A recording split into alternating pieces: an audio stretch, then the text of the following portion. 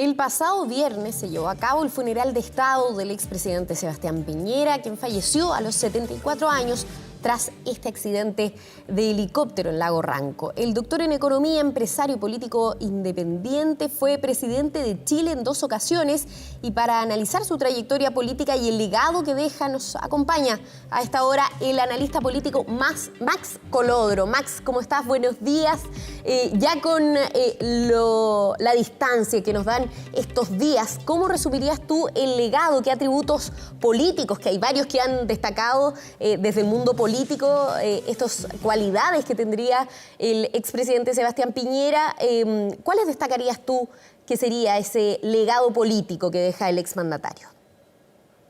Muy buenos días. Efectivamente, la muerte, la partida de Sebastián Piñera del escenario político ha llevado a que un sector importante de la sociedad chilena y de la opinión pública inicie un proceso de revaloración, una relectura, por decirlo de alguna manera, de lo que fue la trayectoria política y sobre todo de lo que fueron los logros de gestión de sus 2 administraciones. Y yo creo que eso es algo que de algún modo da cuenta de un momento distinto en la sociedad chilena. La sociedad chilena tuvo mayoritariamente una evaluación muy crítica en un primer momento de lo que fueron los gobiernos de Sebastián Piñera y sin embargo ahora, incluso antes de este trágico fallecimiento, se venía ya observando en algunos estudios de opinión un cierto cambio, un cierto énfasis de perspectiva distinto en la aproximación a lo que son los gobiernos de Sebastián Piñera. Yo creo que hoy día la gente, efectivamente, ya con el tiempo, con la distancia y con cómo han ido aquilatando las gestiones de ambos gobiernos, hoy hay una mirada distinta, una mirada que empieza a cambiar y que este trágico accidente ha venido también a reforzar. Yo te diría que hoy día la gente está muy preocupada de los temas de gestión y dentro de ellos las cosas que más valora de ambos gobiernos de Sebastián Piñera son, por sobre todas las cosas, la reconstrucción del terremoto del 27F en el primer gobierno, en el primer mandato, el rescate de los 33 mineros también durante su primera administración y ya en el segundo mandato, por sobre todas las cosas, lo que uno ha observado en las encuestas de estos días, lo que la gente está destacando desde el punto de vista de gestión del gobierno, del segundo gobierno de Sebastián Piñera, es por sobre todo el manejo de la pandemia y la anticipada compra de las vacunas y de los respiradores mecánicos. Tal cual. Max, lo comentaba, por ejemplo, la semana pasada el ministro de Hacienda, Mario Marcel, destacó como parte de los atributos de Sebastián Piñera, y destaco lo que dice el ministro Marcel por ser, digamos, de este gobierno, del gobierno actual. Destacó la ambición para impulsar reformas que a veces ocasionó que se enfrentara a su propio sector, Sebastián Piñera. Destacó también su pragmatismo, que tiene que ver con lo que tú mencionabas, y también esta idea de buscar acuerdos, algo que también fue destacado por otras entidades políticas. ¿Crees tú que esa búsqueda de acuerdos va a ser una de las cualidades más recordadas también del expresidente Sebastián Piñera? Sin duda, porque hay un contraste muy fuerte con un proceso de polarización y de incapacidad de llegar a acuerdos precisamente en los últimos años. Y yo creo que la ciudadanía, la gente, se da cuenta de que esa falta de vocación y de capacidad para poder llegar a acuerdos de la clase política, de algún modo se ha convertido en un factor que impide generar buenas políticas públicas, generar un ambiente que haga más fácil concordar entre las iniciativas del gobierno y las iniciativas del mundo opositor. Yo creo que la gente hoy día ha empezado también, en este contexto triste de la muerte del expresidente Sebastián Piñera, a valorar el que tuvimos una generación. Si tú lo piensas, en la misma semana se produce la renuncia a la vida política del expresidente Lagos y este fallecimiento del expresidente Piñera, que de alguna manera marcaron lo que fueron las últimas décadas de la vida política en Chile. El hombre más importante de la centroizquierda, Ricardo Lagos, abandona la vida pública. Sebastián Piñera el hombre más importante de la centro-derecha, fallece en este trágico accidente. Y de alguna manera yo creo que lo que la gente empieza a reevaluar con la mirada que da el tiempo, la distancia, es ese Chile en el cual personas como Ricardo Lagos y como Sebastián Piñera, entre muchos otros, tenían la capacidad de ponerse de acuerdo y de viabilizar ciertas políticas públicas, y que eso en el último tiempo lamentablemente se ha ido haciendo mucho más difícil. Esta valoración a la búsqueda de acuerdos que va a tener, tu análisis plantea que va a tener en la ciudadanía un alcance, ¿va a poder permear a la clase política que ya veíamos el fin de semana o incluso los días de duelo nacional, los días en que se estaba efectuando el velorio y luego el viernes el funeral del presidente Sebastián Piñera? Ya habían algunas rencillas, ya habían enfrentamientos, algunos que criticaban algunas posturas, por ejemplo, del presidente Gabriel Boric, lo acusaban de oposición muy agresiva, incluso también las palabras del presidente Boric generaron muchas reacciones durante el fin de semana. ¿Crees que esa búsqueda de acuerdos va a permear al mundo político?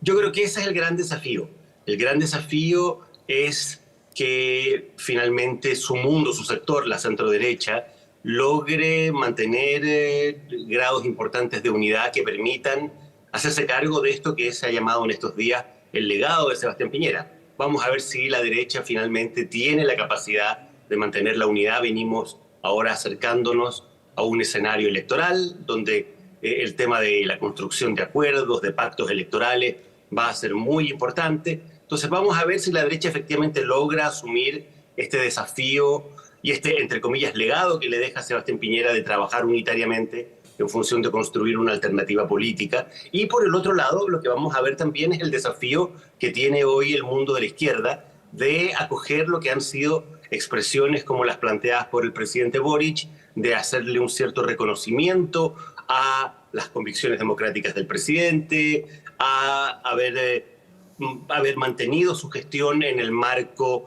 de la Constitución y de los principios democráticos, que fue algo que destacó también en el discurso del funeral. Entonces yo creo que efectivamente hay una posibilidad, hay una apuesta de que efectivamente este remesón doloroso, triste de la partida de Sebastián Piñera logre generar un punto de inflexión y que distintos sectores, tanto de gobierno como de oposición, puedan hoy día mostrar mayor apertura, mayor disposición al diálogo y a la colaboración. Max, y ya lo planteabas, ¿no? ¿Cómo evalúas que va a evolucionar la reacción finalmente del Partido Comunista o de algunos personeros del Frente Amplio frente a las palabras del mandatario Gabriel Boric, sobre todo cuando hace esta alusión de que en ocasiones algunas querellas fueron más allá de lo razonable? ¿Cómo evalúas que va a evolucionar esto y si es que va a aumentar, va a ser como una bola de nieve que se generen conflictos en el sector?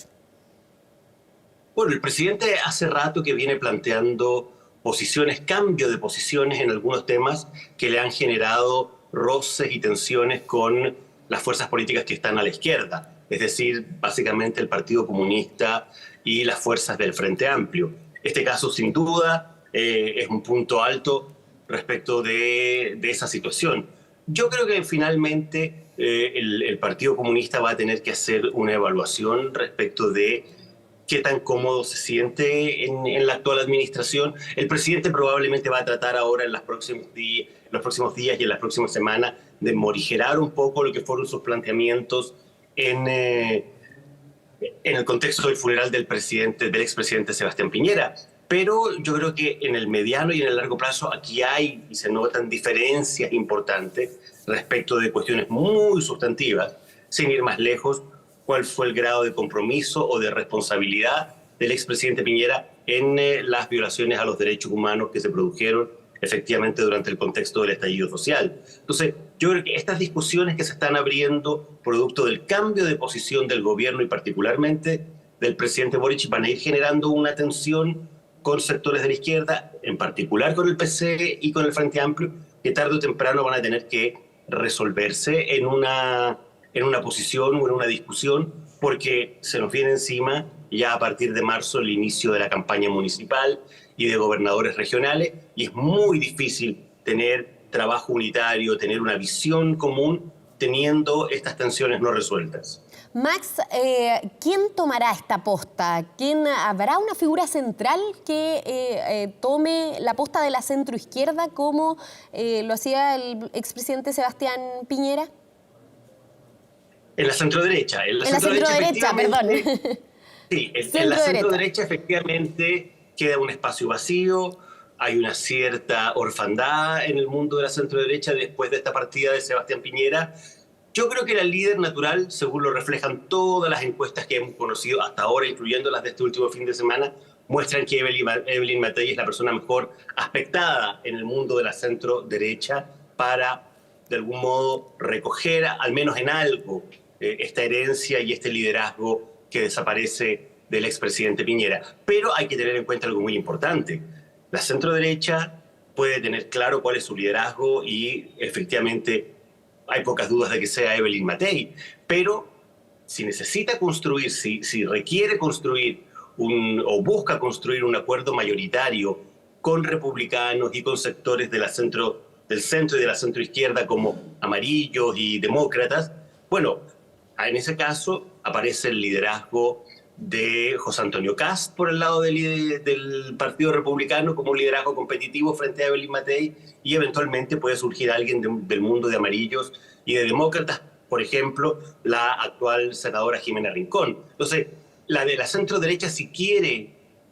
ser parte de un proyecto más amplio, generar, construir una convergencia, una alianza, un bloque conjunto con republicanos y con amarillos, va a tener que encontrar una forma de resolver su disputa de liderazgos presidenciales. Van a ir los tres eventuales candidatos presidenciales, Kast,